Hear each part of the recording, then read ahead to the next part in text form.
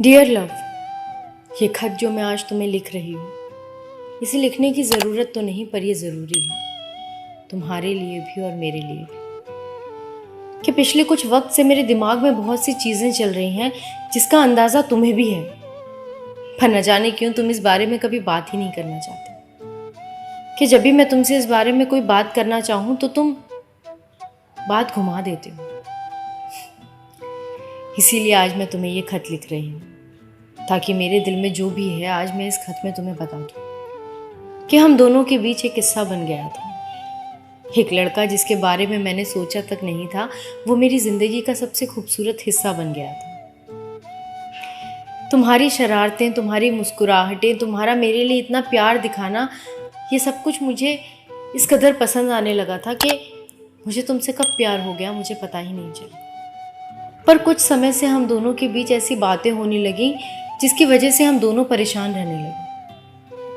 मैंने कोशिश की कि इस रिश्ते को मैं टूटने ना दूं, पर मैं भी अब ऐसा कर ना सकी। तो इसलिए अब हम दोनों का अलग होना ही बेहतर है। शायद तुम्हें याद हो, इस रिश्ते में आने से पहले ही मैंने तुम्हें कह दिया था कि मुझे कुछ नहीं चाहिए सिवाय तुम्हारे भरोसे के। पर तुमने मेरा भरोसा तोड़ दिया। एक बार नहीं, दो बार नहीं, बार बार तुमने मुझसे झूठ बोला। और सबसे बड़ी बात तो ये है कि झूठ बोलने के बाद भी तुम्हें कभी अपनी गलती का एहसास ही नहीं हुआ।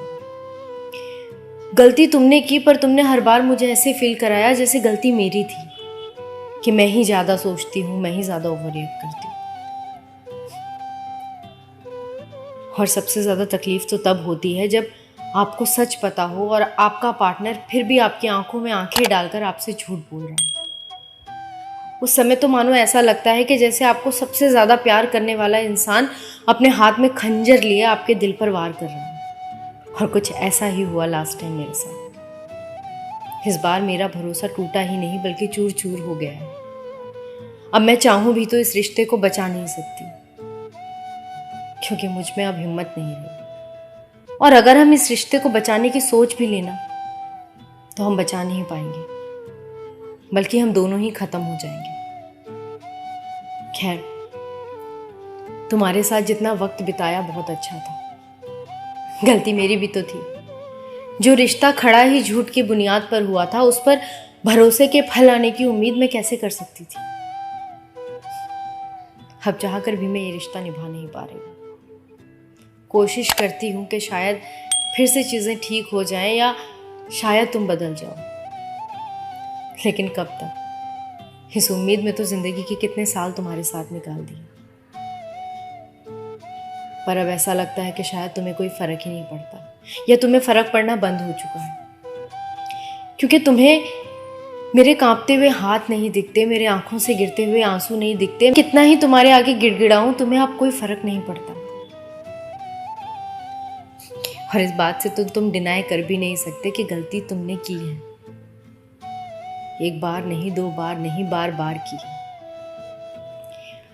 पर कहते हैं ना कि गलती करना उतना मुश्किल नहीं होता जितना उस गलती को एक्सेप्ट करना होता है। शायद इसीलिए तुम्हारे लिए भी मुश्किल था। पर मैंने तो तुमसे कहा था ना कि मैं तुम्हारे साथ खड़ी हूं। जो भी तुम्हारा पास्ट था वो पास्ट था, बस उसे प्रेजेंट में मत लाना।